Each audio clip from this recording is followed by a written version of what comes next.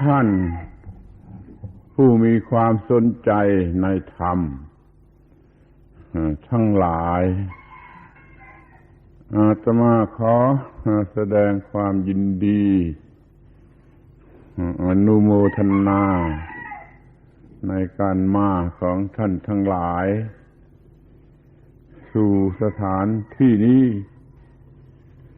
ในลักษณะอย่างนี้คือเพื่อแสวงหาธรรมะสำหรับให้ทำชีวิต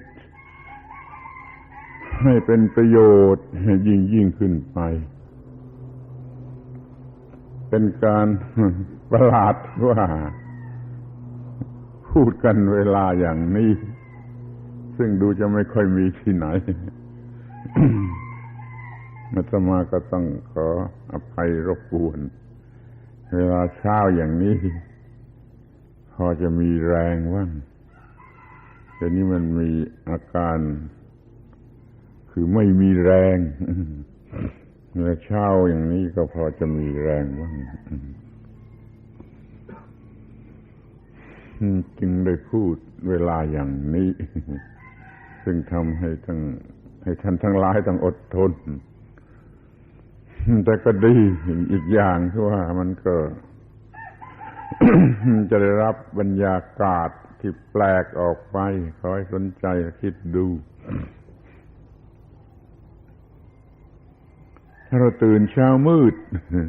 โลกนี้มันก็มีลักษณะอย่างหนึ่งถ้าเรานอนสายมากๆโลกนี้มันก็แสดงอาการแก่เราอย่างหนึ่งคอยรู้ไว้ทั้งสองอย่างเลยดี เวลาเช้ามันอากาศมันยังสดชื่นสดใสจิตใจมันก็พลอยสดชื่นสดใสไปด้วยก็ถือโอกาสใช้มันให้เป็นประโยชน์อย่างยิ่ง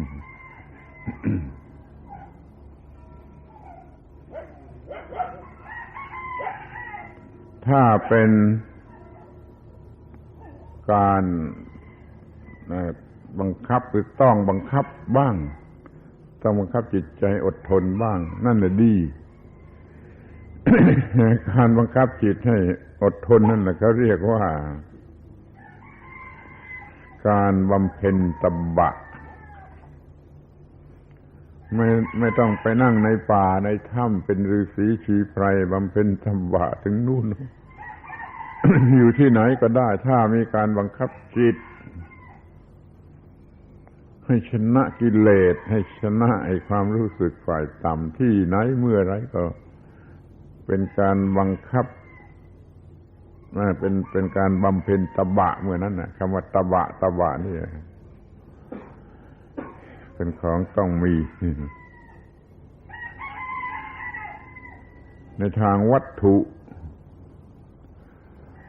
ตบะก็มีความหมายในทางวัตถุมีอำนาจบังคับคนนั้นคนนี้ได้มีตบะเดชะเป็นราชามหากษัตริย์มีตบะบังคับคนได้นั่นก็เป็นตบะทางวัตถุ แต่ถ้าเป็นตบะทางจิตใจ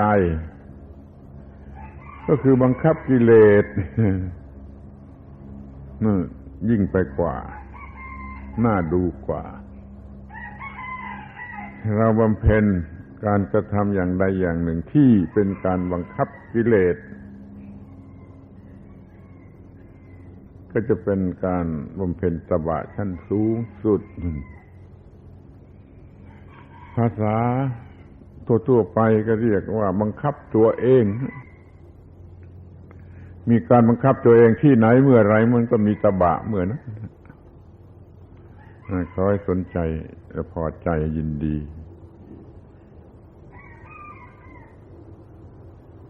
แม้ว่าจะต้องบังคับตื่นแต่ดึกหน่อยหรือว่ามาในบรรยากาศที่หนาวหรืออะไรอย่างนี้ก็เป็นการบังคับตนที่พอจะเรียกว่าตบะถือเป็นการบำเพ็ญตบะไปอย่างหนึ่งด้วยเลยไม่เสียหลาย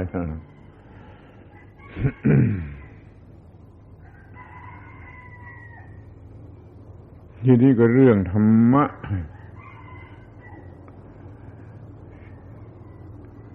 มันมีอย่างธรรมดาสามัญก็มีอย่างลึกละเอียดลึกซึ้งก็มีนี่ก็ตื้นๆก็มีลึกๆก็มีธรรมะที่ลึกๆนะเขาเรียกว่าปรมัตถธรรมบ้างอภิธรรมบ้างแล้วแต่จะเรียก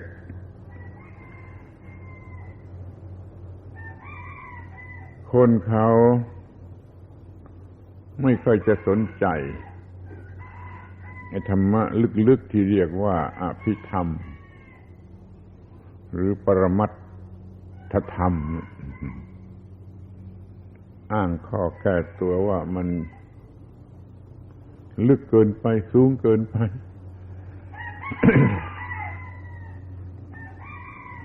ได้ผลเป็นว่าปรมัตถธรรมอภิธรรมที่มีอยู่ไม่เป็นประโยชน์อะไรแก่บุคคลเหล่านั้น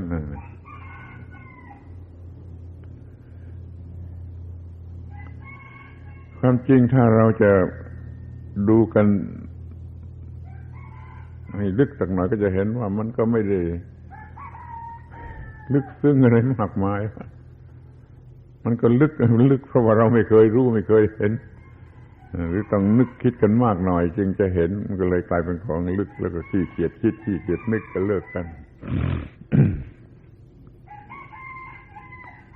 ที่จริงมันก็เป็นเหมือนกับเคล็ดนะที่ชาวบ้านเรียกกันทั่วๆไปว่าเคล็ดคือวิธีที่ฉลาดพิเศษเลาะลัด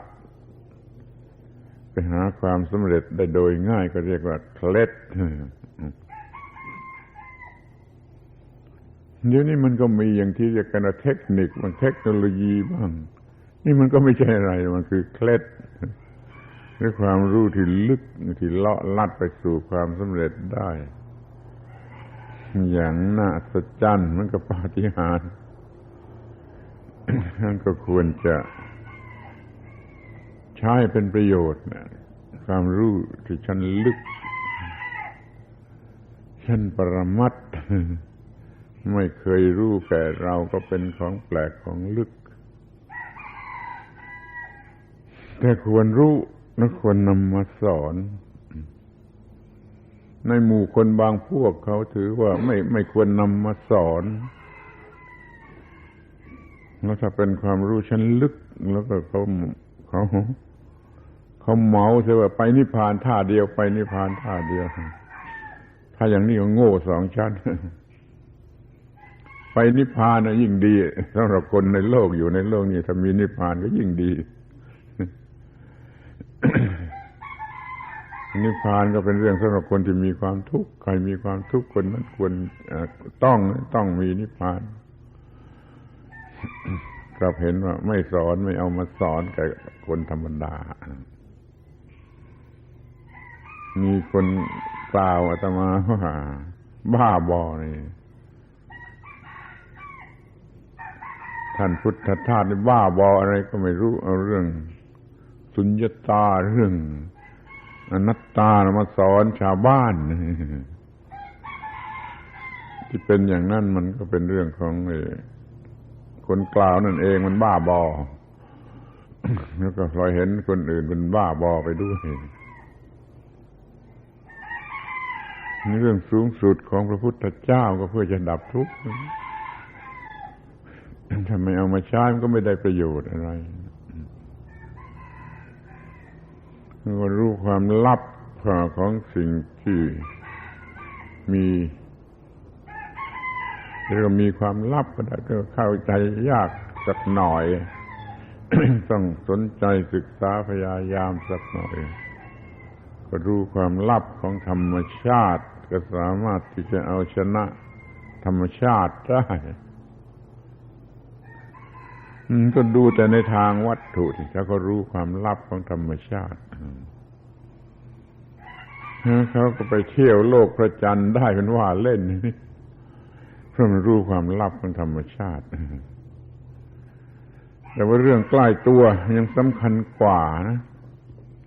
เป็นความทุกข์ที่อยู่ในตัวมีความทุกข์อยู่สำหรับก็ไม่ใช่คำว่าคนโง่นะ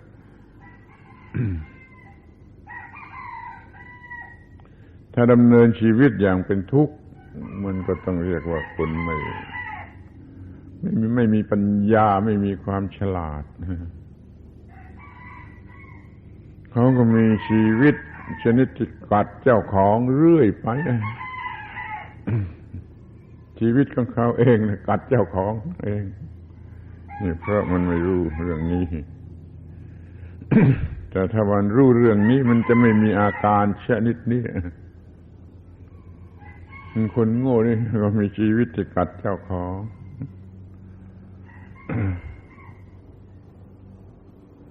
มีความสุขก็มีอย่างกัดเจ้าของมีเกิดยุ่งยากลำบากด้วยความมีความสุขนั่นแหละมีความดีมันก็กัดเจ้าของเพราะมันมีไม่เป็นมันบ้าดีเมาดีหลงดีไอ้ดีนั่นก็กัดเจ้าของมีอะไรมีเกียรติยศชื่อเสียงก็สำหรับทำตัวเองให้ลำบากกัดเจ้าของนั่นมีภรรยาก็กัดเจ้าของมีสามีก็กัดเจ้าของเนี่ยคนโง่ก็เป็นอย่างนี้คอยรู้เรื่องความลับชนิดนี้ที่เรียกว่าปรมัตถ์อภิธรรมหรือปรัชญาไว้บ้างก็จะดีเหมือนกัน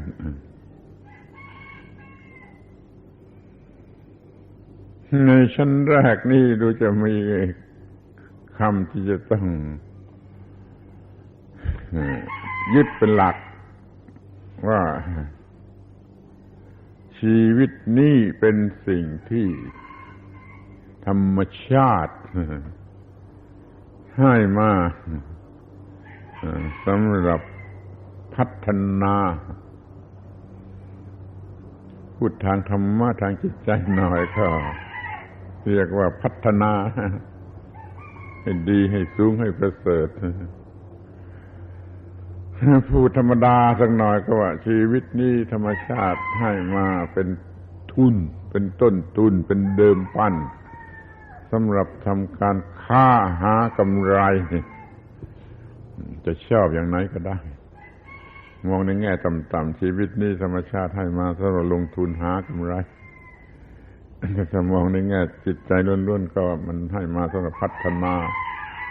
ให้สูงขึ้นไปยิ่งกว่าได้กำไรลงไปสู่นิพพานหรือไปสู่สิ่งสูงสุดอย่างนั้นมันเป็นสิ่งที่ให้มาสำหรับอย่างนั้นและเป็นสิ่งที่ทำได้ที่คนโดยมากก็ไม่เห็นไม่รู้สึกไม่สนใจไม่สนใจแต่เรื่องของความสนุกสนานอร่อยซึ่งเป็นผลของการพัฒนาแล้วก็พัฒนาอย่างโลกพัฒนาอย่างหลงไหลอย่างมัวเมาไม่น่าพอใจเลย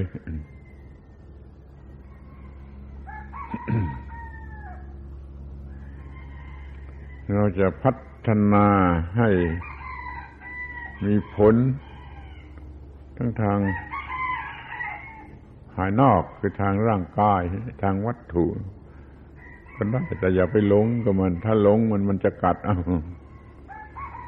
อยากพัฒนาในทางจิตใจให้จิตใจสูง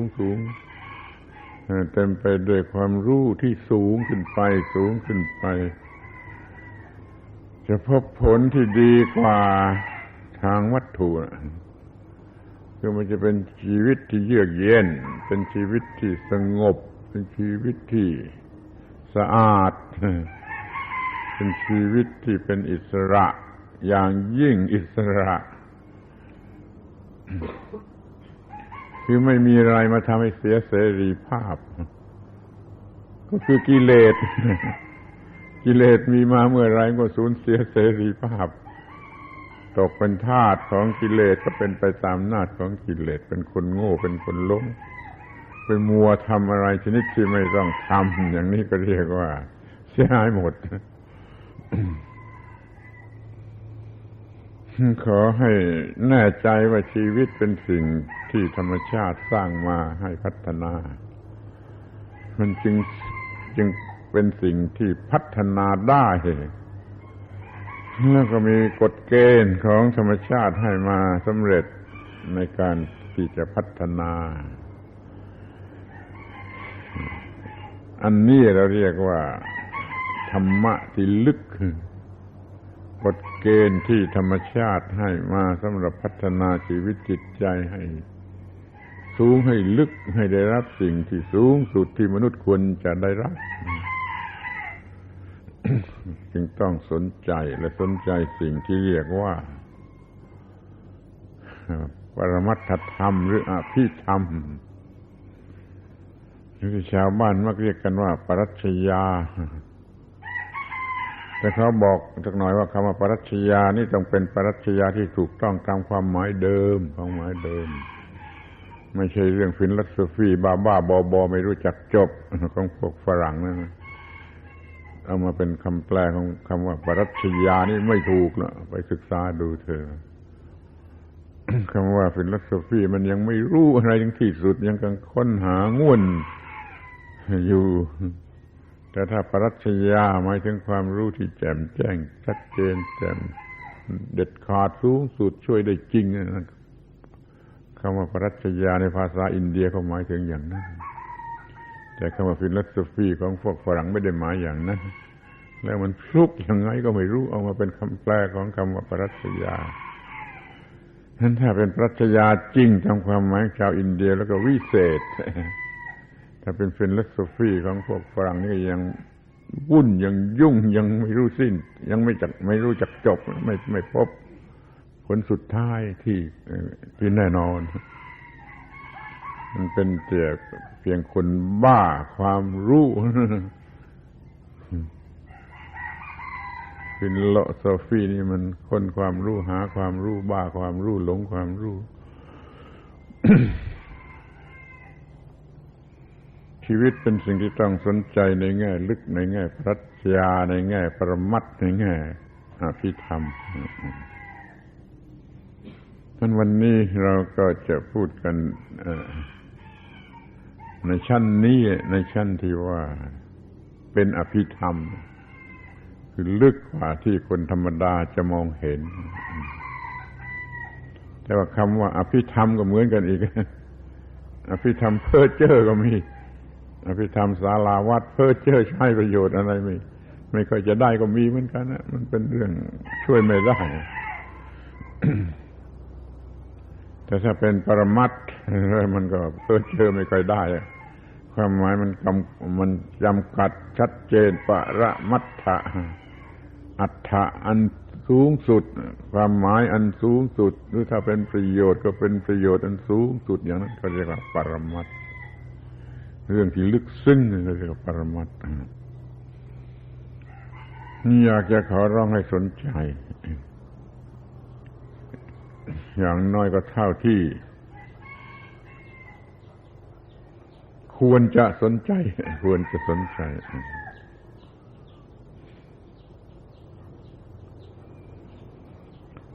เข้าใจว่าทุกคนต้องการสิ่งที่เรียกกันว่าความสุขแต่แล้วมันก็ไม่ได้ความสุขชนิดที่เยือกเย็นหรือสะอาดหรืออิสระมันได้กันแต่ความสุขชนิดที่กัดเจ้าของคือลำบากเหลือประมาณในการหามาก็ลำบากในการมีไว้ก็ลำบาก แล้วก็หลงไหลมัวเมานี่เรียกว่ามันกัดเจ้าของเกิดการเข้าใจดีๆว่าเราจะต้องมีความสุขที่ไม่กัดเจ้าของดูธรรมชาติของไก่ไม่ได้ขี้เกียจมาแต่เช้า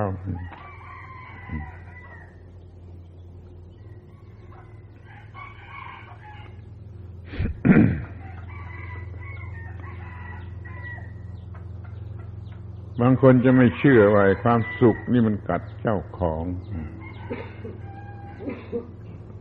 น้ำตาไหลอยู่ก็ยังพอใจที่มันกัดเจ้าของความดีก็กัดเจ้าของจนเป็นบ้าจนฆ่าตัวตายอย่างนี้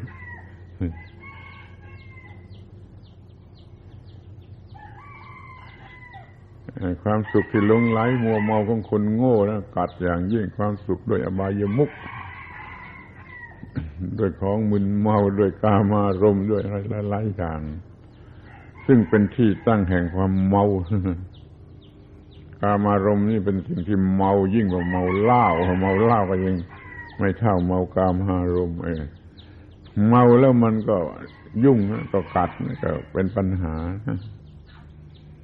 ถ้าฉลาดแจ่มใสไม่เมาแล้วก็ไม่เป็นไร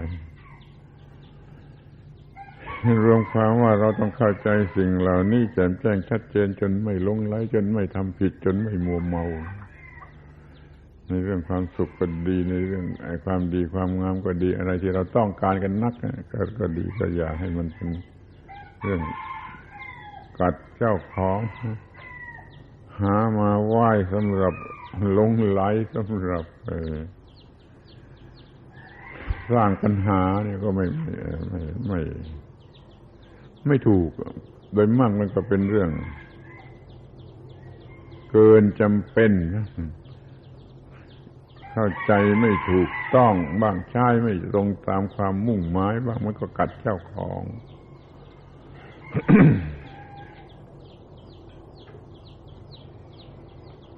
ขอลัดสั้นไปยังจุดหมายก่อนจุดหมายปลายทางว่าเราจะมีชีวิตที่ไม่กัดเจ้าของได้อย่างไร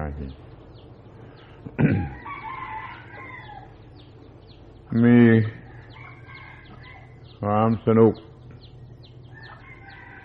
ในการดำรงชีวิตเป็นสุขตลอดเวลาที่ดำรงชีวิตอย่างถูกต้องนี่ก็เรียกว่าไม่กัดเจ้าของ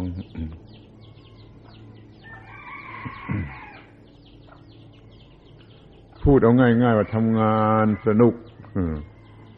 เป็นสุขตลอดเวลาที่ทำงานใครทำได้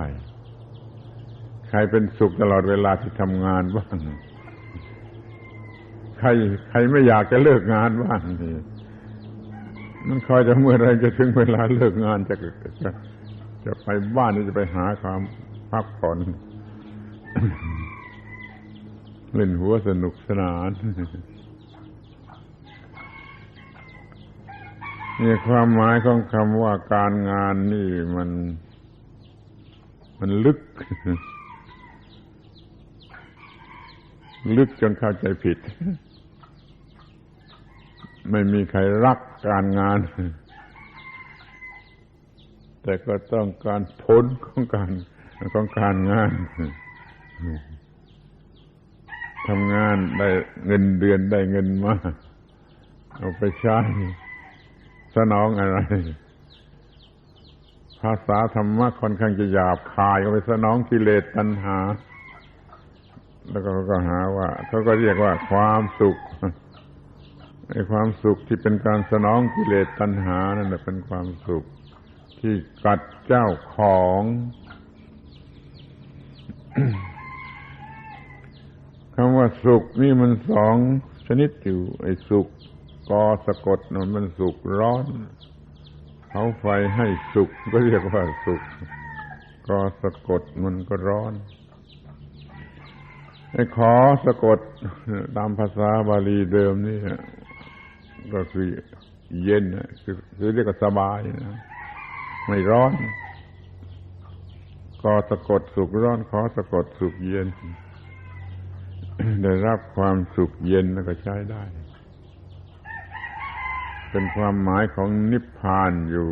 น้อยๆซ่อนอยู่ในตัว แต่คนก็มองข้ามไป คำว่าเย็นเย็นเนี่ยรู้จักกันมานานแล้วตั้งแต่คนป่ายังไม่นุ่งผ้าก็ได้พอใจในความเย็นแสวงหาความเย็นยิ่งขึ้นไปยิ่งขึ้นไปยิ่งขึ้นไปเป็นคนที่เจริญแล้วก็หาความเย็นในทางจิตใจ เย็นในทางกายก็เป็นเรื่องไม่เท่าไหร่แต่จะเย็นในทางจิตใจเนี่ยเป็นเรื่องที่สมบูรณ์ขอให้มีชีวิตเยือกเย็นมีจิตใจเยือกเย็นเย็นทั้งทางกายทั้งทางใจได้ก็เป็นการดี แต่เรื่องใจเย็นจิตใจเย็นนี่เป็นความลับที่เข้าใจได้ยากก็ไม่รู้จะเย็นกันที่ตรงไหน แล้วมันร้อนเพราะอะไรก็ยังไม่รู้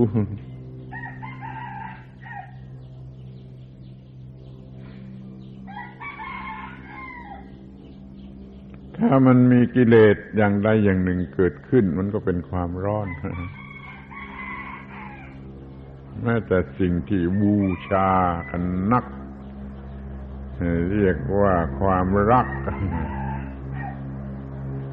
ซึ่งบูชากันอย่างบ้าๆบอๆก็มีอยู่มากมันก็ไม่ใช่ของเย็นมันเป็นการร้อนชนิดลึกซึ้งหาตัวไม่พบซ้ำทีนี้มันมีสิ่งเหล่านี้รบกวนอยู่ความรักบ้างความโกรธบ้างความเกลียดบ้างความกลัวบ้างความตื่นเต้นไม่สงบเลยบ้างความวิตกกังวลบ้างอาลัยอาวรณ์บ้างความอิจฉาริษยาบ้างความหวงบ้างในที่สุดเข้มข้นเข้าก็เป็นความหึงผลสุดท้ายของความหลงไหลไปอยู่ที่นั่นมันฆ่ากันตายกี่รายให้ด้วยเรื่องความหวงหรือความหึงนี่เรียกว่ามันเป็นความร้อนทุกคนพอจะมองเห็นได้เองว่าถ้าไม่มีสิ่งเหล่านี้มันก็เป็นความเย็นนะเป็นความเย็นความรักความโกรธความเกลียดความกลัวความตื่นเต้นวิตกกังวลอะไรอาวรณ์อิจฉาริษยาหวงหึงยังมีอีกมากยกตัวอย่างมาเพียงเท่านี้ก็พอแล้ว ถ้าเป็นชีวิตที่ไม่ประกอบด้วยสิ่งเหล่านี้มันก็เย็น ที่มันกลายเป็นมีสิ่งเหล่านี้ขึ้นมาในการแสวงหาความสุขแล้วก็ได้ความสุขชนิดที่ทำให้เกิดอาการเหล่านี้ คือความยึดมั่นถือมั่นในสิ่งที่เป็นที่รักที่พอใจอย่างยิ่ง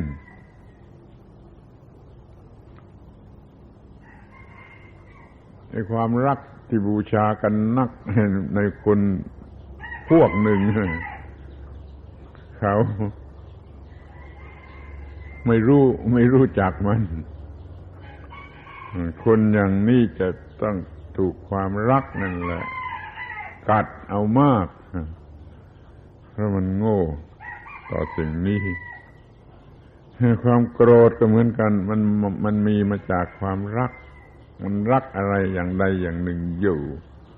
เมื่อไม่ได้ตามที่มันต้องการมันก็มีความโกรธความโกรธมันก็มาจากความรักความเกลียดเมื่อไม่ได้ตามที่ตัวต้องการมันก็เกลียดความกลัวก็จะสิ่งที่ตัวรักจะวิบัติพลัดพรากไปชีวิตจะตายไปคนที่รักใคร่จะตายไปอะไรจะมาทำอันตรายแก่ชีวิตหรือแก่คนที่ตนรักมันก็คือความกลัวความตื่นเต้นชอบมีอะไรมาทำจิตใจตื่นเต้นไม่ชอบความสงบนิ่งชอบตื่นเต้นไปดูสิ่งที่ยั่วยุให้ตื่นเต้นดูกีฬาดูกายกรรมดูอะไรก็ตามเรียกว่ามันหลงให้สิ่งตื่นเต้นเข้ามากระตุ้นมันก็เนื่องจาก เห็นแก่ตัวชนิดหนึ่งรักตัวบ้าๆบอๆหาความตื่นเต้นมาให้แก่ตัว เมื่อเคยมาแล้วก็รู้จักมันเสียบ้างแล้วก็จัดการให้มันถูกต้องเสียบ้างความวิตกกังวลยังไม่มาถึงกลัวว่าจะไม่ได้ก็มารักตัวผิดก็ต้องวิตกกังวลอาลัยอาวรณ์ในสิ่งที่เคยเป็นที่รักพลัดพรากไปแล้วมันก็อาลัยอาวรณ์เรากลัวคนอื่นจะดีเท่าเรารักหลงความดีของเราก็อิจฉาริษยาก็หวงไม่อยากให้ใครดีเท่าเราแล้วก็หึงไม่ให้ใครมีส่วนในสิ่งที่เรารักเราพอใจนี่ลองคิดดูเองแต่ว่ามันเป็นความโง่สักเท่าไรความหลงสักเท่าไรความเข้าใจผิดสักเท่าไรมันก็เป็นเรื่องของเรานะเพราะมันมีตัวเราระวังให้ดีอยากจะให้มีชีวิตชนิดที่พอใจอย่างไม่หลง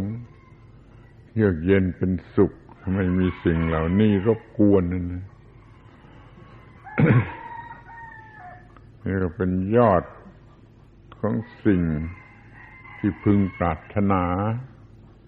ซึ่งจะเรียกว่าสิ่งที่ดีที่สุดที่มนุษย์ควรจะได้สิ่งที่ดีที่สุดที่สูงที่สุดที่มนุษย์ควรจะได้ลองคิดดูได้หรือยังรู้จักหรือยังด้วยซ้ำไปถ้าไม่ได้มันก็ต้องไปหลงในสิ่งที่ตรงกันข้ามคือสิ่งที่กัดเอานี่ความรักความโกรธความเกลียดความกลัวทั้งหมดมันก็กัดเอาก็ได้สิ่งเหล่านี้อยู่กันแก่การทนทุกข์ทรมานจากการกัดเอาของสิ่งที่เรารักมันบูชามันเพราะทำไปโดยอวิชชารักมันโดยอวิชชาบูชามันโดยอวิชชาต้องการมันโดยอวิชชาใช้มันอยู่กับมันด้วยอวิชชาคือความโง่ไม่รู้สิ่งที่ควรจะรู้นี่เขาเรียกว่าอวิชชาให้อวิชชามันคลายออกไปให้มันรู้สิ่งที่ควรจะรู้แล้วก็จัดการถูกต้องหมดจัดการกับชีวิตอย่างถูกต้องทุกแง่ทุกมุมมันก็ทางวัตถุทางร่างกายเช่นเครื่องจักรอันซับซ้อนเป็นเครื่องจักรมหึมาคอมพิวเตอร์อันละเอียดก็ตามถ้ารู้จักมันแล้วก็ใช้มันควบคุมมันเป็นไปในทางที่ถูกต้องได้ผลน่าชื่นใจแต่ว่าจะมาทำกับชีวิตชนิดนั้นบ้างมันยากมันทำไม่ได้เพราะมันเป็นเรื่องปรมัตถ์เป็นเรื่องอภิธรรมเป็นเรื่องปรัชญาที่แท้จริงที่นี่ก็อยากจะบอกกันลงไปตรงๆเลยว่าปรัชญาที่แท้จริงของธรรมะอภิธรรมสูงสุดปรมัตถธรรมสูงสุดของธรรมะนี่คือสิ่งที่เป็นอนัตตาว่างจากตัวตน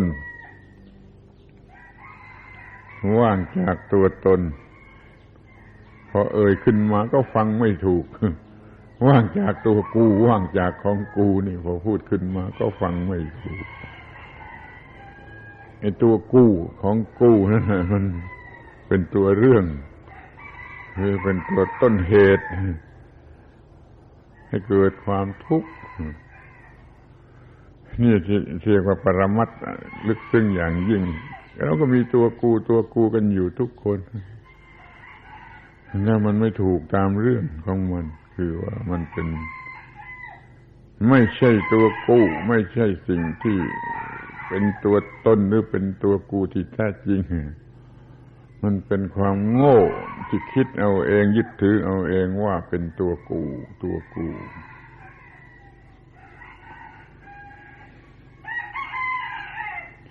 หลักปรมัตถ์ปรัชญาที่พูดกันแล้วก็จะเบื่อหน่ายหรือจะรำคาญก็ได้ทนหน่อยฟังว่ามันเป็นเรื่องสามหัวข้อสามความหมายไอ้โง่ที่สุดนั้นมันมีตัวตนตัวกูตัวตนตัวกู 100%ที่ฝ่ายนี้มันโด่งสุดโต่งไปฝ่ายนั้นมีตัวกูตัวตน 100%ที่ฝ่ายนี้สุดโต่งไปฝ่ายนี้ไม่มีอะไรเลยไม่มีตัวกูเลยนี่มันผิดนะสองข้างนี่มันผิดตรงกลางนี่เรียกว่าอนัตตามีตัวกูซึ่งไม่ใช่ตัวกูตัวตนซึ่งไม่ใช่ตัวตนในคำที่จำง่ายๆก็ฝ่ายนี้เป็นอัตตาเต็มที่ฝ่ายนี้สุดโต่งไม่มีเป็นนิรัตตาไม่มีตัวตนเลยไม่มีอะไรจะเป็นตัวตนเลยตรงกลางนี่เป็นอนัตตาไม่ใช่ตัวตนไม่ใช่ตัวตนมีแต่สิ่งที่ไม่ใช่ตัวตนนี่อัตตาตัวตนนี่นิรัตตาไม่มีตัวตนตรงกลางนี่อนัตตาไม่ใช่ตัวตนตรงกลางนี่เราต้องการจะศึกษาต้องการจะเรียนให้รู้แล้วมันช่วยได้มันจะแก้ปัญหาที่เป็นความทุกข์ร้อนได้ทั้งหมดทั้งสิ้นเพราะยืนยันว่าไม่มีปรมัตถ์อภิธรรมไหนจะสูงสุดไปกว่าเรื่องนี้เรื่องตัวตนซึ่งไม่ใช่ตัวตนที่คำว่าว่างก็ว่างจากตัวตนมันเป็นตัวตนที่ไม่ใช่ตัวตนไม่ควรจะถือมีตัวตนเรียกว่าว่างจากตัวตนแต่เราทำไม่ได้ยังทำไม่ได้ยังไม่รู้จักมีตัวกูเต็มที่อย่างพวกแรกนี่ทั้งนั้นเนี่ยตัวตนอัตตาตัวตนมีตัวกูมีของกูมีสิ่งที่เป็นที่รักที่พอใจสุดสวัสดิ์ขัดใจนั่นน่ะมีตัวตนชนิดนั้นน่ะแล้วมันก็กัดเอาชีวิตที่มีเป็นตัวตนชนิดนั้นก็กัดเอามันก็กัดเอายิ่งรักยิ่งกัดยิ่งยึดถือยิ่งกัดถ้าไม่มีตัวตนเสียเลยนั่นก็บ้าบอไปชนิดหนึ่งไม่มีปัญหาก็เป็นอันธพาลเป็นอะไรไม่มีบุญไม่มีบาปไม่มีอะไรเตลิดเปิดเปิงไปนู่นมันก็เผาผลาญไปทางหนึ่งแต่ถ้าอยู่ที่ตรงนี้จัดให้มันถูกต้องมันจะพบกับชีวิตที่เยือกเย็นมันไม่กัดเจ้าของ ตัวตนซึ่งไม่ใช่ตัวตน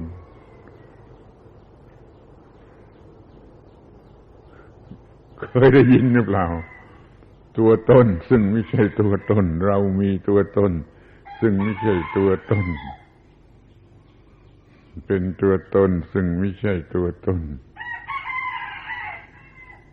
พูดกับพวกฝรั่งพวกคำนี้ the I which is not real I นี่ก็ยิ้มกันใหญ่หัวเราะกันใหญ่คิกคักมีตัวตนซึ่งไม่ใช่ตัวตนเรามีตัวเราซึ่งไม่ใช่ตัวเราที่แท้จริงเป็นตัวเราของความโง่มันเข้าใจเอาเองมันคิดเอาเองมันยึดมันเอาเองว่าตัวเรามันก็มีปัญหาสิเพราะมันเป็นผีหลอกมันไม่ใช่ตัวตนที่แท้จริงนี่มันเป็นธรรมชาติเป็นธรรมดาของชีวิตนะมันต้องเป็นอย่างนั้นชีวิตมันมาอย่างนั้น มันมีร่างกายมีระบบประสาทให้รู้สึกแล้วก็มันส่งไปถึงจิตใจซึ่งจะเป็นผู้รู้สึกและคิดนึกอะไรได้มันมีเท่านี้ร่างกายก็ร่างกาย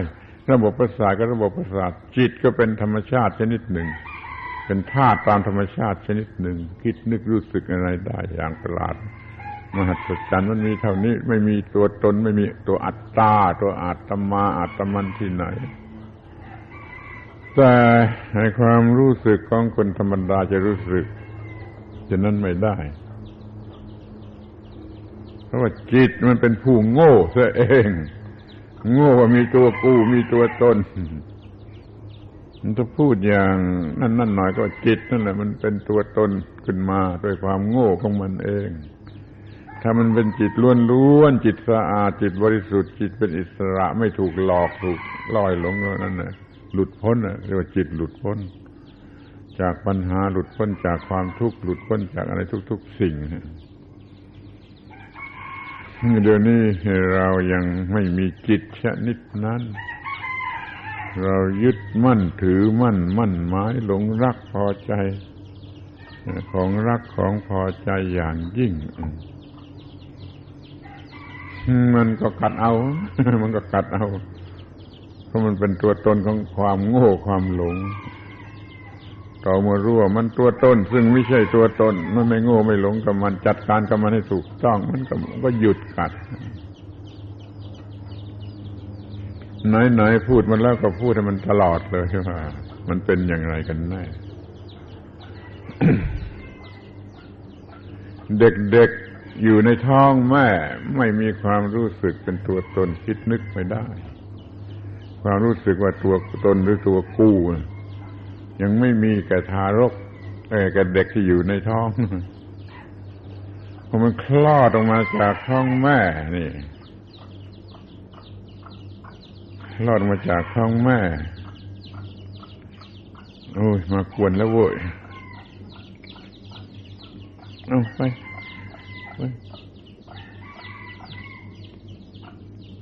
พอคลอดมาจากท้องแม่ประสาทต่างๆทางตาทางหูทางจมูกทางลิ้นทางผิวหนังทางสำหรับรับอารมณ์ระบบประสาทมันก็ทำงานได้เพราะว่าตาหูจมูกลิ้นกายมันทำงานระบบประสาทก็ทำงานทารกนั่นก็เริ่มรู้สึกไปตามเรื่องของมันทางตาทางหูทางจมูกทางลิ้นทางกายทางตาก็เห็นสวยหรือไม่สวยทางหูก็ได้เห็นเพราะหรือไม่เพราะทางจมูกก็หอมหรือเหม็น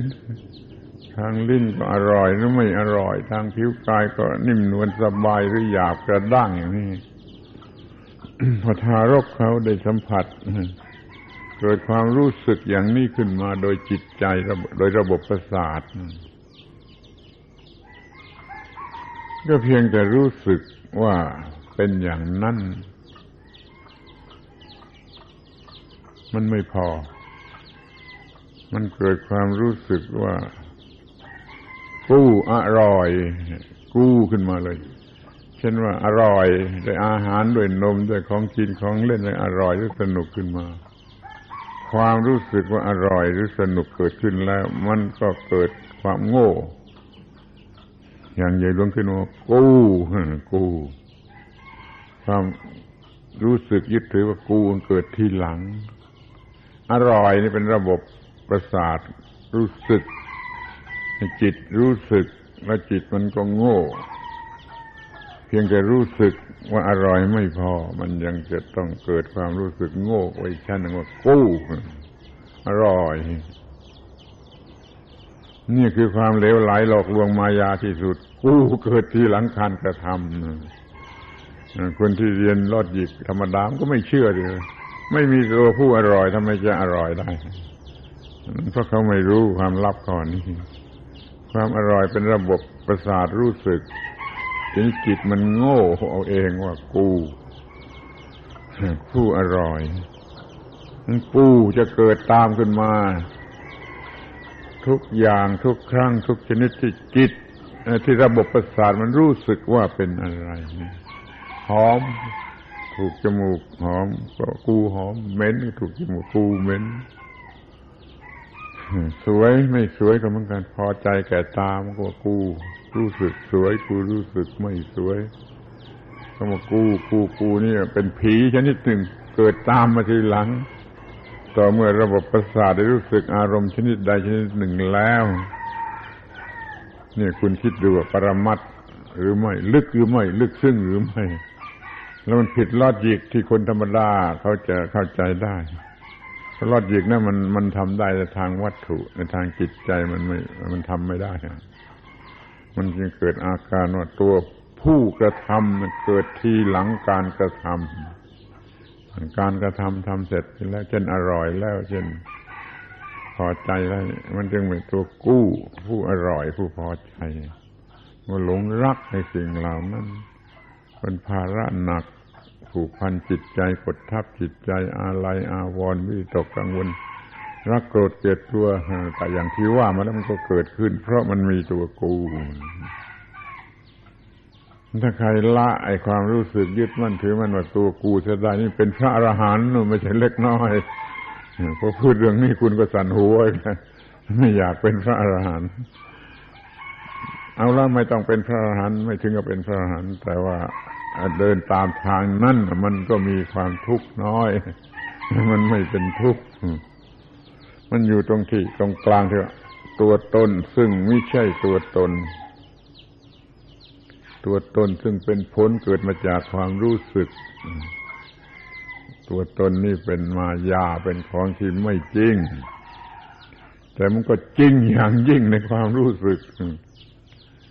ลองสังเกตดูว่ากูรักกูโกรธกูเกลียดกูกลัวมันจริงเท่าไรมันจริงในความรู้สึกสักเท่าไรแต่ความจริงนั่นไม่ใช่ความจริงเป็นแต่ความรู้สึกโง่เขลาของจิตเท่านั้นไม่ใช่ของตัวตนอะไร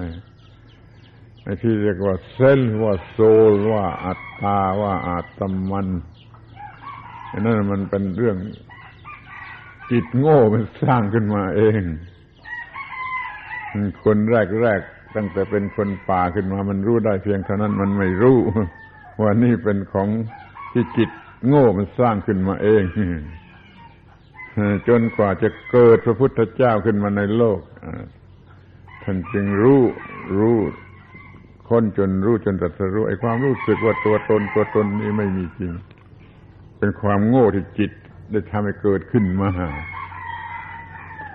นี่เราทุกคนก็เป็นอย่างนั้นเพราะฉะนั้นเราก็มีตัวตนที่ไม่ใช่ตัวตนสำหรับจะโง่สำหรับจะยึดถือเอาให้เป็นตัวตนขึ้นมาแล้วเอาเหล่านั้นเป็นของตนขึ้นมา ถ้าไม่มีตัวตนไม่มีของตนจิตนี้ไม่มีความทุกข์เลยไม่มีความทุกข์เลยจิตนี้จะไม่รู้สึกหนักอึ้งจะไม่รู้สึกถูกผูกพันเผาลนเร่าร้อนมืดมนอะไรจะเป็นจิตสะอาดสว่างไสวเกลี้ยงเกลาเพราะความรู้สึกว่าตัวตนของตนเกิดขึ้นจิตนี้ก็ต้องเหมือนถูกเผาไฟหรือถูกผูกมัดด้วยโซ่ตรวน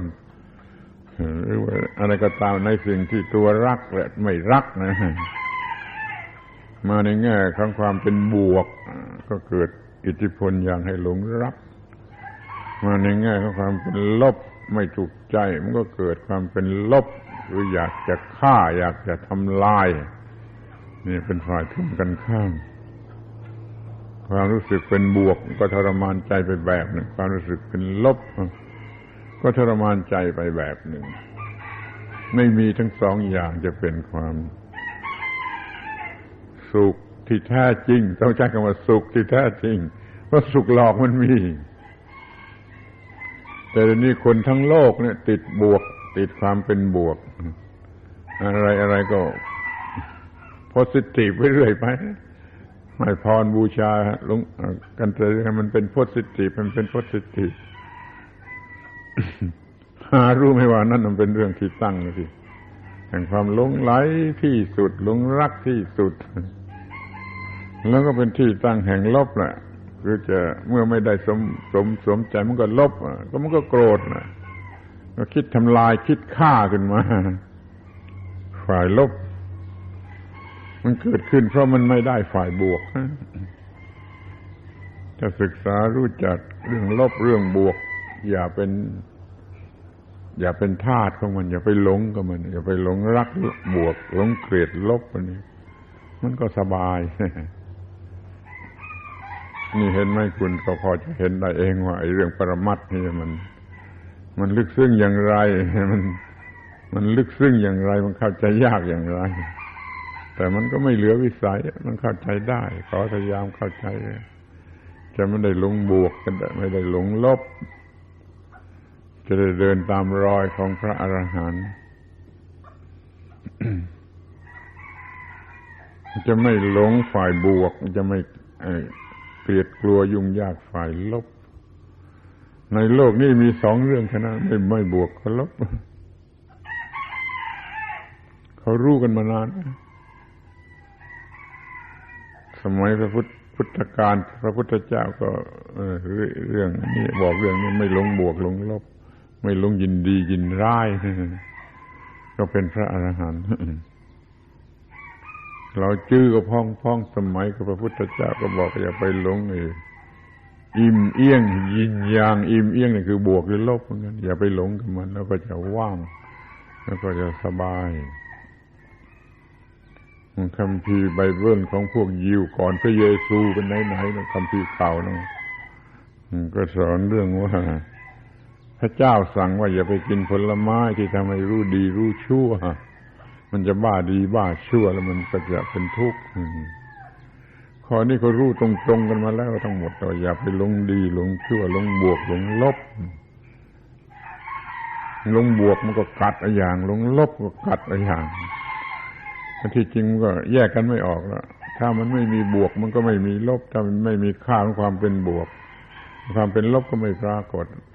ไม่มีค่าของความเป็นลบค่าของความเป็นบวกก็ไม่ปรากฏชั่วมันต้องเกิดความหมายดีมันเกิดความหมายชั่ว มันตรงกันข้าม เราอย่าไปหลงสิ่งเหล่านี้เราก็จะมีชีวิตชนิดที่ไม่กัดเจ้าของไม่กัดเจ้าของชีวิตที่ไม่กัดเจ้าของมีแต่ความสงบเย็น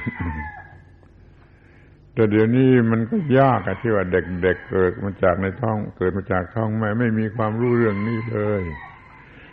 พอเกิดมาจากท้องแม่พอตาหูจมูกลิ้นกายใจทำงานเท่านั้นแหละมันก็หลงบวกหลงลบ มันก็หลงอร่อยแล้วเกลียดไม่อร่อยเกลียดคู่ตรงกันข้ามปัญหามันก็ตั้งต้นขึ้นในจิตใจเด็กเป็นปัญหาที่จะต้องสุขต้องทุกข์ต้องหัวเราะต้องร้องไห้ต้องอะไรนี่ มันก็ช่วยไม่ได้มันเป็นเด็ก แต่เดี๋ยวนี้มันไม่เป็นเด็กแล้วนี่อายุมันก็เข้ามามากถึงขนาดนี้มันควรจะรู้จักควบคุมสิ่งเหล่านี้อย่าต้องร้องไห้อย่าต้องหัวเราะเลยมันคงจะเข้าใจกันยากเลยมันจะบอกว่าอย่าดีใจอย่าเสียใจทุกคนชอบดีใจสบายด้วยความดีใจ นี่จะบอกให้รู้ว่าความดีใจก็ไม่ใช่ความสงบความเสียใจก็ไม่ใช่ความสงบไปดูเอาเองไม่ต้องเชื่อใครไม่ต้องเชื่อใครเมื่อดีใจมันก็ กลุ้มหรือปรุงขึ้นมาชนิดหนึ่งไม่ใช่ความสงบถึงกับนอนไม่หลับกินข้าวไม่ได้ก็ได้ถ้ามันดีใจมากเกินไปบ้าก็ได้ จะว่าเกิดลาภถูกลอตเตอรี่เป็น100 ล้านอย่างนี้มันผิดปกติทันทีมันกลุ้มมันฟุ้งไปทันทีนี่ถ้ามันศูนย์ไป100 ล้านนี่มันก็ทุกข์ลบอย่างยิ่งไปทันทีเราจงมองดูว่าไอ้ดีใจก็รบกวนเสียใจก็รบกวนอย่าดีใจอย่าเสียใจนั่นแหละคือสบายที่สุดแต่ทุกคนก็ยังหวังจะได้ดีใจได้อร่อยได้สนุกสนานอุตส่าห์ทำงานหาเงินได้เงินมาก็จะไปซื้อสิ่งที่ทำให้ดีใจอร่อยสนุกสนานตามความรู้สึกของคนทั่วไปธรรมดาสามัญก็ถูกต้องแต่เป็นความรู้สึกที่ยังเด็กๆอยู่มากมันจึงไปหลงไอ้ที่มันบวกดีใจเป็นบ้าไปเลยหลงลบโกรธขัดเคืองจะฆ่าฟันมันเลยนี่ มันก็ไม่มีความสงบสุขอย่าหลงบวกอย่าหลงลบนั่นเป็นปรมัตถ์สูงสุดขนาดที่เป็นพระอรหันต์นี่มันจะเกินไปหรือยังที่เอาเรื่องปรมัตถ์สูงสุดมาบอกเล่าแก่ท่านทั้งหลายซึ่งยังจัดตัวเองว่ายังเป็นคนทำงานเป็นลูกจ้างเป็นกรรมกรเป็นอะไรอยู่มันสมกันไหม ถ้าถือตามทางธรรมะเนี่ยไม่มีจำกัดอะผู้ใดมีความทุกข์ผู้นั้นมีสิทธิที่จะรู้สิ่งที่จะดับทุกข์ได้สิ้นเชิง อย่าไปคิดว่าเรายังเป็นคนธรรมดาเป็นบุถุชนเป็นหญิงเป็นชายเป็นคนธรรมดาสามัญอยู่อย่างนี้กูจะไม่เรียนเรื่องปรมัตถ์ปรัชญาอะไรก็ตามใจก็ได้เหมือนกันแต่แล้วคุณก็จะต้องมีชีวิตชนิดที่กัดเจ้าของไม่ต้องสงสัยกัดโดยอย่างที่ว่ารักโกรธเกลียดกลัวตื่นเต้นวิตกกังวลอาลัยอาวรณ์อิจฉาริษยาหึงหวงมันกัดตลอดเวลา แต่บางคนอาจจะไม่ชอบก็ได้ถ้าไม่มีสิ่งเหล่านี้เพราะมันไม่โลดโผนมันอาจจะชืดเกินไปก็ได้ทีนี้ก็ยังมีเรื่องรักเรื่องโกรธเรื่องเกลียดเรื่องกลัวเรื่องตื่นเต้นในความตื่นเต้นมันเป็นเรื่องหลอกลวงแท้ๆที่มานี่คงจะเคยไปดูกายกรรมกวางเจ้ามาแสดงตัวชั้นต่ำ300 บาทใช่ไหมมันโง่เท่าไรแล้วคิดดูที่ไปเพื่อสร้างความตื่นเต้นวูบเดียวมันเป็นของที่จะต้องรู้ไว้ว่าสิ่งเหล่านี้นั่นมันเป็นเรื่องหลอกให้รักหลอกให้โกรธหลอกให้เกลียดให้กลัวให้ตื่นเต้นให้วิตกกังวลอะไรอาวรณ์วิตกกังวลก็ถึงกับนอนไม่หลับอะไรอาวรณ์ก็ถึงกับนอนไม่หลับในของรักหรือบุคคลที่เป็นที่รักที่ตายจากไปความอะไรอาวรณ์มันมีเท่าไรก็รู้ก็อิจฉาริษยานี่เผาอย่างยิ่งเลิกได้เลยความหวงความหึงนี่ก็เผาจิตใจอย่างยิ่งมีความปกติไม่รักไม่โกรธไม่เกลียดไม่ก็คือไม่ดีใจและไม่เสียใจ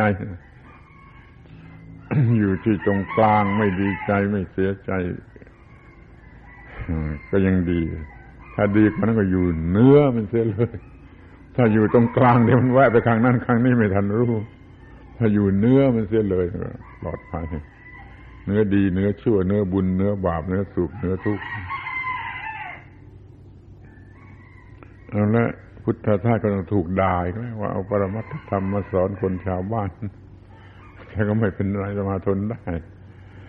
แต่อยากให้ทุกคนรู้เรื่องนี้ชนิดที่มันจะกำจัดทุกข์ได้สิ้นเชิง ที่มาพูดนี่ก็เพื่อประโยชน์นิดเดียวฟังให้ดีนะตอนนี้คือหัวข้อที่จะพูด อย่ามีตัวตนเป็นเจ้าของชีวิต ให้มันเป็นแต่สักว่าชีวิตนี่อย่างแล้วชีวิตนี่อยู่ในหน้าที่การงานไม่มีหน้าที่มันก็ตายชีวิตมันอยู่ในหน้าที่ลองไม่ทำหน้าที่มันคือตายแขนขามือตีนทำหน้าที่ร่างกายก็อยู่หรือเซลล์แต่ละเซลล์ในร่างกายมันยังทำหน้าที่อยู่ได้มันก็มีชีวิตพอเซลล์ทุกเซลล์ไม่ทำหน้าที่มันก็ตายวูบเดียวนี่มันยังกินอาหารมันยังสืบพันธุ์มันยังทำหน้าที่มันคือสิ่งที่มันจำเป็นที่สุดไม่ทำมันก็ตายคนก็ตายต้นไม้สัตว์ก็ตายต้นไม้ต้นไร่ก็ตายเพราะไม่ทำหน้าที่นั่นตัวชีวิตคือตัวหน้าที่ไม่ใช่เพียงแต่ว่าเป็นคู่กับชีวิตมันเป็นตัวชีวิตเองนี่พอไม่มีหน้าที่มันคือตายนี่ขอให้สนใจอย่างนี้ ท่านขอให้ถือเอาตัวหน้าที่นั่นแหละเป็นชีวิตมันเป็นของธรรมดาทำไปให้สนุกทำหน้าที่ให้สนุกเป็นสุขเมื่อทำหน้าที่ดูดีๆมันอาจจะเข้าใจผิดแล้วมันเกลียดเพราะว่าหน้าที่มันเหนื่อยไม่ชอบเหนื่อยอยากจะพักผ่อนเอาก็เข้าใจเส้นอีกหน่อยว่าแม้แต่พักผ่อนก็เป็นหน้าที่ถ้าคุณไม่พักผ่อนไม่ทำหน้าที่พักผ่อนคุณก็ตายเหมือนกันแหละมันแม้แต่การงานก็มันเป็นหน้าที่การพักผ่อนก็เป็นหน้าที่การหาอาหารก็เป็นหน้าที่การกินอาหารก็เป็นหน้าที่การบริหารร่างกายก็เป็นหน้าที่นั่นคือตัวชีวิตมันเป็นสิ่งที่ถูกต้องเมื่อทำหน้าที่พอใจในหน้าที่อย่าพอใจในเหยื่อที่หามาหลอกชีวิตเช่นกามารมณ์เป็นต้น พอใจในหน้าที่สนุกในการทำหน้าที่เป็นสุขในการทำหน้าที่เหงื่อออกมาก็เป็นน้ำมนต์ถ้าถือหลักอย่างนี้ถ้าเห็นหน้าที่เป็นตัวชีวิตเป็นหน้าที่เป็นสิ่งสูงสุดก็พอใจว่ามันเป็นสิ่งที่รอดเหงื่อออกมาก็พอใจมันเป็นน้ำมนต์ถ้าเราไม่พอใจไม่ถือหน้าที่เป็นชีวิตเหงื่อออกมาก็เป็นน้ำร้อนก็เกลียดไม่อยากจะทิ้งหนีไปไม่ทำหน้าที่ชาวนาที่เป็นพุทธบริษัทชาวนาที่แบบเก่าเดิมแท้เป็นพุทธบริษัทเขายิ้มไถนาอยู่กลางแดดเหงื่อท่วมตัวตั้งครึ่งวันมันก็ยิ้มมันก็พอใจแต่ชาวนาที่ไม่มีธรรมะแล้วมันก็โอ้ยบวยข้านไปปล้นไปจี้ดีกว่าเลิกทำนามันเป็นอย่างนั้น ชาวนาที่เป็นสัตตบุรุษเป็นชาวพุทธเนี่ยเหงื่อไหลท่วมตัวกลางแดดไถนาได้ยิ้มแฉ่งก็มาเด็กๆเดินเข้าไปใกล้เขาว่าจะทำนาเอาข้าวใส่บาตรสักช้อนเมื่อเป็นพระแล้วก็ยังพบชาวนาชนิดนั้นนะเดินเฉียดไปข้างนาก็ยังร้องบอกว่าทำนาข้าวใส่บาตรสักช้อนเถอะเจ้าเอ้ยพระน่ะเขาเรียกว่าเจ้าพอใจหัวเราะร่วนนี่ชาวนาอย่างนี้มีตัวการงานเป็นชีวิตตัวชีวิตเป็นการงานมันเลยพอใจแม่เหงื่อไหลท่วมตัวอยู่กลางแดดมันจะมีปัญหาอะไรขอให้เราพอใจการงานให้เป็นตัวชีวิตอย่ามีตัวกู้เป็นเจ้าของชีวิต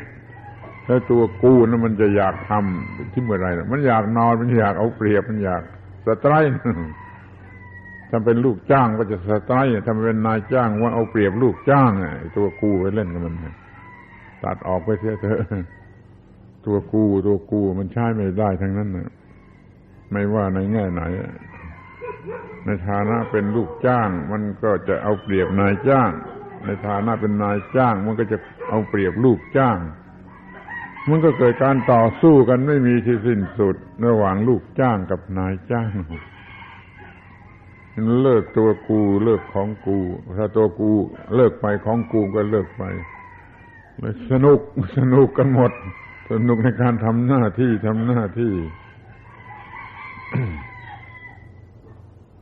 มันเป็นธรรมะปรัชญาอะไรอยู่มากที่จะให้สนุกเป็นสุขเมื่อทำหน้าที่แต่ถ้ารู้เรื่องนี้แล้วเป็นสิ่งที่ทำได้มันกลายเป็นบูชาหน้าที่ไปเลยเมื่อได้ทำหน้าที่จึงรู้สึกเป็นสุขไม่ใช่เมื่อได้ผลงานเป็นเงินเป็นทองมาซื้อหาสิ่งที่สนองกิเลสตัณหากามารมณ์จึงจะเป็นความสุขอย่างนั้นมันก็เป็นความสุขอีกประเภทหนึ่งเป็นความสุขก่อ เขาลนแล้วก็กัดเจ้าของสุขก็แล้วกัดเจ้าของจะเป็นสุขขอพอใจอย่างถูกต้องพอใจอย่างยิ่งที่ว่ามันมีความถูกต้องพอใจเหงื่อไหลท่วมตัวอยู่กลางแดดมันก็มีความสุขนั่นเราจะทำงานไม่ต้องพวกเรานี่ไม่ต้องไปเหงื่อไหลอยู่กลางแดดแต่ก็ยังรู้สึกว่าถ้าไม่ต้องทำได้เงินเดือนฟรีๆก็ดีคงจะคิดไปอย่างนี้มันไม่ถูกมันยิ่งไม่ถูกมันยิ่งสนองกิเลสตัณหามากกว่าอีกไม่ต้องทำอะไรเงินเดือนฟรีๆนี่มันเป็นทาสของกิเลสตัณหาถือเสียว่าชีวิตนี้มันสร้างมาสำหรับทำหน้าที่หล่อเลี้ยงชีวิตนั่นเองเมื่อได้ทำหน้าที่ก็ถูกต้องสิ่งที่เรียกว่าหน้าที่นี่เป็นภาษาไทยถ้าเป็นภาษาบาลีภาษาอินเดียโบราณทั้งนั้นเรียกว่าธรรมะไอ้ธรรมะที่เรามาเอามาเป็นพระธรรมะเนี่ยคำนั้นแปลว่าหน้าที่ครูในโรงเรียนก็สอนเด็กๆผิดธรรมะคือคำสั่งสอนของพระพุทธเจ้าที่แท้คำว่าธรรมะนั่นแปลว่าหน้าที่พระพุทธเจ้าก็สอนเรื่องหน้าที่ มนุษย์ดึกดำบรรพ์สังเกตเห็นด้วยตัวเองก็ได้ว่ามันมีไอ้สิ่งที่สำคัญที่สุดที่ไม่ทำไม่ได้นะคือที่เราทำอยู่นั่นแหละก็ทำนาทำสวนทำอะไรอยู่ก็ตามทำหน้าที่อยู่ก็เกิดนึกขึ้นมาได้มันไอ้ตัวหน้าที่สูงสุดก็ออกชื่อเป็นภาษาเรียกมันว่าธรรมะแปลว่าหน้าที่ภาษาไทยภาษาอินเดียเรียกว่าธรรมะแล้วก็ธรรมะคำนี้มันมีความหมายของคำรูทของคำว่ายกขึ้นไหวไม่พลัดลงไปคำว่าธรรมะมันแปลว่ายกขึ้นไหวไม่พลัดลงไปข้างล่างเท่านั้นพอเรามีหน้าที่มีธรรมะมันก็ยกชีวิตขึ้นไหวไม่พลัดลงไปในที่ไม่พึงปรารถนาคำว่าธรรมะที่ไม่เคยมีอยู่ในโลกมาแต่ก่อนมันก็เกิดขึ้นเพราะบุคคลคนแรกที่เขาสังเกตเห็นสิ่งนี้ก็เรียกธรรมะ ทีนี้ก็พัฒนากันใหญ่หน้าที่อย่างไรพัฒนาสูงขึ้นไปจนเป็นหน้าที่ที่เรียกว่าหน้าที่ชั้นสูงต่อมาก็ทางจิตใจเว้ยหน้าที่ทางจิตใจหน้าที่ทางจิตทางวิญญาณหน้าที่ทางจิตใจก็สูงขึ้นมาจนถึงยุคพระพุทธเจ้าท่านก็สอนหน้าที่ทางจิตใจทำแล้วหลุดพ้นจากความทุกข์ทั้งปวงเหนือปัญหาทั้งปวงเป็นพระนิพพานนั่นแหละยอดสุดของหน้าที่และผลของมันขอให้เรารู้จักคำว่าหน้าที่ลักษณะอย่างนี้คือสิ่งสูงสุดที่จะพดุงชีวิตให้เป็นไปแล้วก็ให้พบกันแต่กับความสงบเย็นเราจงเคารพหน้าที่บูชาหน้าที่เหมือนพระพุทธเจ้าเถิดพระพุทธเจ้าตรัสรู้แล้วใหม่ๆสงวนเดี๋ยวนี้เป็นผู้ตรัสรู้ถึงที่สุดแล้วต่อไปนี้จะเคารพอะไรก่อนนี้ก็มีที่เคารพอย่างนั้นอย่างนี้อย่างนั้นเดี๋ยวนี้เป็นพระพุทธเจ้าแล้วจะเคารพอะไรอีกก็ยังไม่พ้นจากสิ่งที่ควรเคารพเป็นพระพุทธเจ้าแล้วเคารพหน้าที่เรียกว่าธรรมะพระพุทธเจ้าเคารพธรรมะคือหน้าที่พระพุทธเจ้าเคารพหน้าที่เป็นสิ่งสูงสุดกว่าสิ่งใดก็คือหน้าที่เพราะว่าสูงจนพระพุทธเจ้าเคารพนี่คนไม่ค่อยรู้จักสิ่งนี้มัวอ้างสิ่งศักดิ์สิทธิ์สูงสุดในสากลโลกไม่รู้ว่าอะไรหลับตาพูดไอ้สูงสุดศักดิ์สิทธิ์สูงสุด ในสากลโลกจนพระพุทธเจ้าเคารพคือหน้าที่ขอให้เคารพหน้าที่คือเคารพธรรมะเคารพธรรมะคือเคารพหน้าที่เคารพหน้าที่คือเคารพธรรมะขอให้เข้าใจอย่างนี้พระพุทธเจ้าท่านก็เคารพหน้าที่ของท่านคือว่ารู้ดับทุกข์สิ้นเชิงดับทุกข์สิ้นเชิงแล้วก็สอนผู้อื่นให้รู้และดับทุกข์ได้ด้วยนั่นคือหน้าที่ของพระพุทธเจ้าเล่าเรื่องหน้าที่ของพระพุทธเจ้าสักหน่อยนะลองฟังกันว่าท่านทำหน้าที่มากกว่าพวกเราที่ว่าขยันแล้วยังสู้พระพุทธเจ้าไม่ได้พระพุทธเจ้าทำงานครบวงจรวันคืนก่อนสว่างอย่างนี้นึกไปทั่วหมดทั่วประเทศทั่วโลกก็ได้ว่าวันนี้ควรจะไปที่ไหนไปสอนใครไปทรมานใครเพราะท่านก็รู้อยู่ได้ยินได้ฟังได้เห็นอยู่ทั่วๆไปสรุปความวันนี้ควรจะไปที่ตรงไหนพอสว่างขึ้นท่านก็ไปที่นั่นพยายามไปที่นั่นให้ได้พบกับคนที่ท่านตั้งใจว่าจะไปโปรดเขานะกระทั่งแล้วไปฉันอาหารที่บ้านเขาอะไรนี่เพื่อมีโอกาสพูดจาสั่งสอนเขาจนให้เขาได้ผลรู้จักความดับทุกข์บางทีท่านก็ไปสอนพวกที่เป็นข้าศึกผู้คัดค้านก็มีไปสอนประชาชนทั่วไปก็มีพระราชามหากษัตริย์ก็มีไป พยายามจนเที่ยงจนสายอย่างนี้ก็ได้ต้องสำเร็จประโยชน์ถ้าพระพุทธเจ้าไปหาใครมันต้องสำเร็จประโยชน์ผู้นั้นจะต้องรู้จักความดับทุกข์ ตอนเที่ยงมันก็เป็นเรื่องพักผ่อนท่านก็ไปซุ่มพักที่ป่าไม้ที่ป่าละเมาะที่ไหนที่สบายคนเวลาเที่ยงไปแล้วตอนบ่ายก็ไปที่วัดประชาชนผู้อยากรู้ตามไปหาไปฟังคำสั่งสอนที่วัดเหมือนกับไปฟังเทศน์ตอนบ่ายตอนเย็นพอค่ำลงหัวค่ำก็สอนภิกษุที่อยู่ด้วยกันในวัดพอดึกเที่ยงคืนก็สอนเทวดา เทวดาคนเทวดาพระราชามหากษัตริย์ก็ได้เทวดามาจากสวรรค์ก็ได้ตามข้อความมาตอนดึกทั้งนั้นเทวดาท่านก็โปรดเทวดาจนโดยดึกดื่นได้พักผ่อนหน่อยหลังจากนั้นแล้วมันก็หัวรุ่งอีกก็นึกต่อไปอีกวันนี้จะไปสอนใครที่ไหนท่านทำงานครบวงจรอย่างนี้ ไอ้เราจะไม่ทำอย่างนั้นนะเพราะคอยจะเจียดเวลาไปหาความสนุกสนานเพลิดเพลิน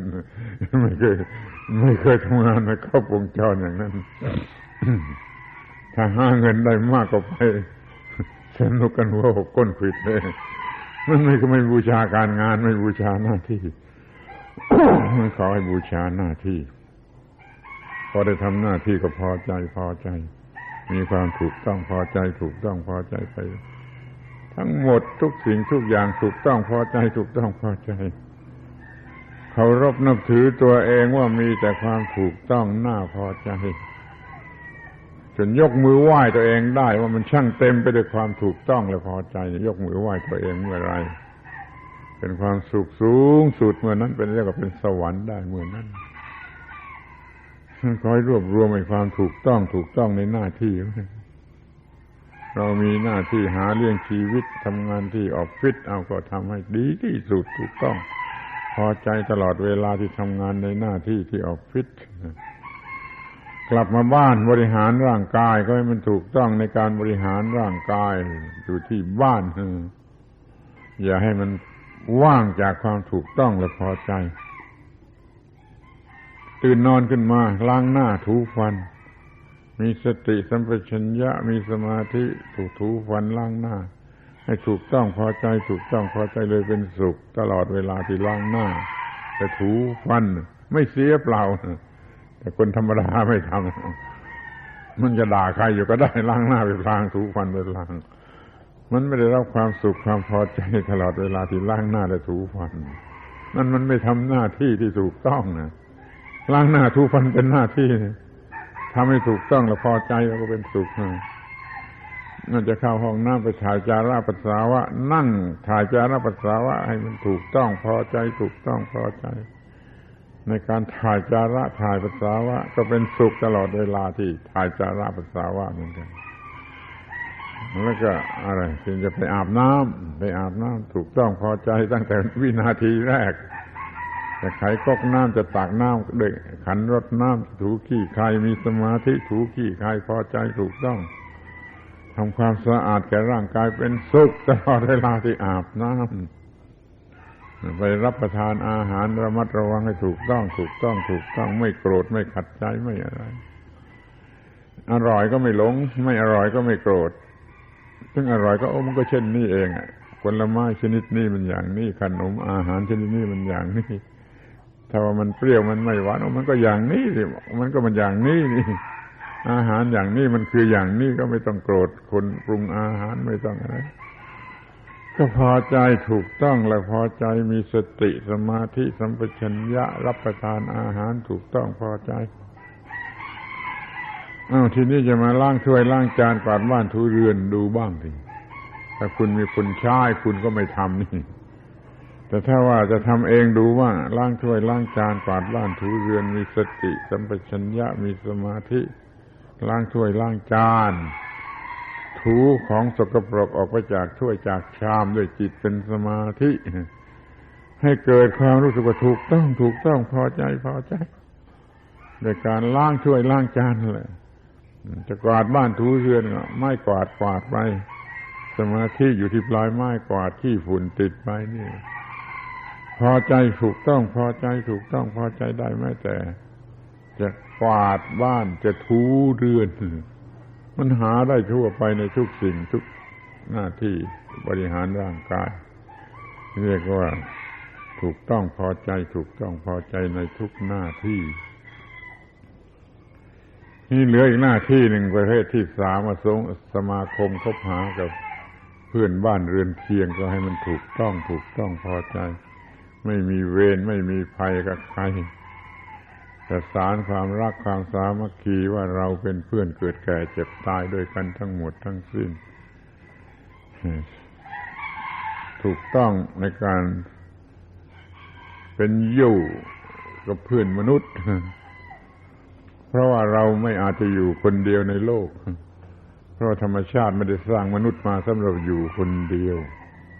ธรรมชาติสร้างมาสำหรับอยู่รวมกันเพราะต้องมีความพอใจความรักใคร่ความเข้ากันได้มีหน้าที่ที่จะต้องทำเพื่อนบ้านเรือนเคียงรักใคร่กลมกลืนนี่ถูกต้องพอใจเลี้ยวไปทางไหนมีแต่มิตรสหายเพื่อนเกิดแก่เจ็บตายไม่มีค่าศึกนี่ว่าหน้าที่ถูกต้องพอใจในการทำอาชีพก็ดีเป็นชาวนาชาวสวนก็ได้เป็นพนักงานอย่างนี้ก็ได้เป็นข้าราชการก็ได้เป็นกรรมกรก็ได้เป็นคนขอทานก็ได้ขอให้ทำให้มันถูกต้องพอใจหาเลี้ยงชีวิตแล้วก็บริหารชีวิตแล้วก็สมาคมกับเพื่อนมนุษย์มันก็มีแต่ความถูกต้องพอใจตัวการงานนั่นแหละเป็นตัวชีวิตอย่ามีตัวกู้มาเลยมันจะยุ่งมันจะมีรักมีโกรธมีเกลียดมีกลัวมีแต่การงานเป็นตัวชีวิตมีแต่การกระทำที่ถูกต้องพอใจอยู่ทุกวินาทีทุกกระเบียดนิ้วนี่จะเป็นมนุษย์ที่สมชื่อแปลว่าจิตใจมันสูงมนุษย์แปลว่าจิตใจมันสูงมันอยู่เหนือปัญหามันอยู่เหนือความทุกข์มันอยู่เหนือสิ่งที่ไม่พึงปรารถนานี่เรียกว่าเป็นมนุษย์ที่ได้สิ่งที่สูงสุดที่ดีที่สุดที่มนุษย์ควรจะได้รับ ท่านจงทำงานอย่างชนิดที่เรียกว่ามันเป็นสิ่งสูงสุดไม่ต้องเป็นลูกจ้างอย่ามีความคิดเป็นลูกจ้างเราทำสิ่งสูงสุดที่มนุษย์ควรจะได้ทำค่าจ้างที่เขาให้มาอย่าคิดเป็นค่าจ้างเราไม่เป็นลูกจ้างเราเป็นผู้ทำหน้าที่ที่ทำให้มนุษย์มีความสุขด้วยกันทั้งโลกค่าจ้างนั้นให้ถือเป็นเงินค่าใช้สอยค่าใช้สอยไม่ใช่ค่าจ้างค่าใช้สอยให้เราได้ทำหน้าที่ของเราแล้วประโยชน์ได้แก่คนทุกคนไม่ใช่ได้เฉพาะนายจ้างได้แก่คนทั้งโลกเราก็พ้นจากความเป็นลูกจ้างไอ้ลูกจ้างนายจ้างนี่ไม่ใช่ของสนุกนะมันเป็นโอกาสแห่งความเห็นแก่ตัวนะลูกจ้างก็จะเห็นแก่ตัวนายจ้างก็จะเห็นแก่ตัวแล้วมันก็จะมีการต่อสู้จะมีการสไตร์มีการสารพัดอย่างเป็นเพื่อนเกิดแก่เจ็บตายกันดีกว่าถึงว่าโดยกฎหมายโดยขนบธรรมเนียมประเพณีมันจะเรียกว่าลูกจ้างนายจ้างก็ตามใจนั่นมันเรื่องของคนโง่เราเป็นเพื่อนมนุษย์ช่วยกันสร้างโลกให้งดงามเขาให้ค่าจ้างเราเอาไปเป็นค่าใช้สอย เราได้มีโอกาสทำสิ่งที่ดีที่มนุษย์ควรจะทำแล้วก็พ้นภาวะลูกจ้างแต่ผลงานไม่ไปไหนผลงานกลับดีแก่ทุกฝ่าย ทั้งแก่ฝ่ายที่สมมติว่า ลูกจ้างสมมติว่านายจ้างกลับได้รับผลดีด้วยกันทั้งหมดนี่เรียกว่าเรื่องปรมัตถ์เรื่องอันลึกซึ้งความเข้าใจอันลึกซึ้งอภิธรรมอยู่ที่ตรงนี้ปรัชญาอยู่ที่ตรงนี้ขจัดความทุกข์ออกไปอย่างหมดสิ้นให้ตัวหน้าที่การงานเป็นตัวชีวิตไม่ต้องมีตัวตนไม่ต้องมีตัวกู มีตัวการงานเป็นชีวิตเหมือนกับแมลงผึ้งทำงานอย่างนั้นแหละแมลงผึ้งทำงานสนุกเหมือนเครื่องจักรไม่ต้องมีตัวกูเรามีความคิดว่าไอ้การงานนั่นคือตัวชีวิต แล้วก็สนุกสนานในการทำการงานมีความสุขเมื่อทำการงานเสร็จแล้วพอใจว่ามีแต่ความถูกต้องคำลงคิดบัญชีมันมีแต่ความถูกต้องยกมือไหว้ตัวเองได้เป็นสวรรค์ทันทีที่ยกมือไหว้ตัวเองได้ แต่มันก็เป็นนรกทันทีเหมือนกันเมื่อเกลียดตัวเองเมื่อเกลียดน้ำหน้าตัวเองว่ามันไม่มีความถูกต้องมันเป็นนรกขึ้นมาทันทีขอให้จัดให้มันมีแต่ความถูกต้องมองดูตัวเองแล้วยกมือไหว้ตัวเองได้เป็นสวรรค์ที่นี่สวรรค์แท้จริงสวรรค์ไม่หลอกลวงสวรรค์ต่อตายแล้วมันไม่แน่นะไม่มีใครรับประกันนะ แต่ว่าสวรรค์ต่อตายแล้วมันก็ขึ้นอยู่กับสวรรค์ที่นี่ถ้าเราทำหน้าที่จนยกมือไหว้ตัวเองได้แล้วสวรรค์ชนิดไหนถ้ามันมีก็ได้หมดเลย ถ้าตกนรกเพราะเกลียดตัวเองที่นี่แล้วมันตกนรกทุกอย่างมันจะมีที่ไหนก็ตามใจนั่นขอให้ได้ทำงานเป็นสุขสนุกในการทำงานสนุกเป็นสุขในการทำงานการงานนั่นเป็นชีวิตไม่ต้องมีตัวตนอื่นนอกไปจากนั้นเอาตัวการงานเป็นตัวชีวิตจัดให้มันถูกต้องพอใจถูกต้องพอใจธรรมะมาช่วยให้ทำให้มันถูกต้องธรรมะมีหลายชื่อที่สำคัญคือสติสัมปชัญญะสมาธิปัญญาเหล่านี้อบรมศึกษาไว้มากเถิดมันเป็นเครื่องมือที่จะทำให้การงานในชีวิตนี้ถูกต้องไปหมดเมื่อชีวิตมันถูกต้องแล้วชีวิตนี้ก็ไม่ขัดเจ้าของได้ความดีมาก็ไม่ขัดเจ้าของได้ความสุขมาได้ขัดเจ้าของมีภรรยาก็ไม่ขัดเจ้าของมีสามีก็ไม่ขัดเจ้าของมีอะไรก็ไม่ขัดเจ้าของ ค่อยจัดให้มันถูกต้องไม่มีอะไรที่มันขัดเจ้าของรวมความว่ามีหน้าที่เป็นชีวิต แล้วชีวิตนี้ก็จะไม่ขัดเจ้าของ ไม่มีความระคายในความทุกข์แม้แต่สักเส้นขนเดียวเรื่องที่พูดในวันนี้ก็มีอย่างนี้มีการงานหรือหน้าที่นั่นเป็นตัวชีวิตไม่ต้องมีตัวกูมันก็ทำไปชีวิตมันเคลื่อนไหวเองมันทำงานเองตัววัวควายมันไม่ต้องเรียนรู้อะไรมันก็หากินมันก็ทำหน้าที่ ชีวิตเราก็เหมือนกันให้มันเป็นการกระทำเคลื่อนไหวไม่หยุดถูกต้องพอใจชีวิตชนิดนี้จะไม่กัดเจ้าของแต่จะพัฒนาสูงขึ้นไปถึงขนาดที่เป็นพระอรหันต์บรรลุนิพพานได้ในที่สุดซึ่งก็เป็นเรื่องยืดยาวแต่ในที่สรุปความว่าไม่หลงบวกไม่หลงลบไม่มัวโกรธไม่มัวรักไม่มัวยินดียินร้ายเพราะเราทำให้มันถูกต้องมีแต่ความถูกต้องพอใจไม่ต้องเป็นบวกไม่ต้องเป็นลบไม่ต้องมีใครมาให้พรมันก็เป็นพรอยู่ในตัวมันเองอย่างยิ่ง ก็เจริญรุ่งเรืองก้าวหน้าเป็นชีวิตที่ถึงที่สุดเป็นชีวิตเย็นสงบสงัดสะอาดเป็นอิสระมุ่งหมายชีวิตที่สะอาดสงบเย็นเป็นอิสระกิเลสครอบงำไม่ได้นั่นน่ะยอดสุดสูงสุด ขอให้ได้ประสบความสำเร็จ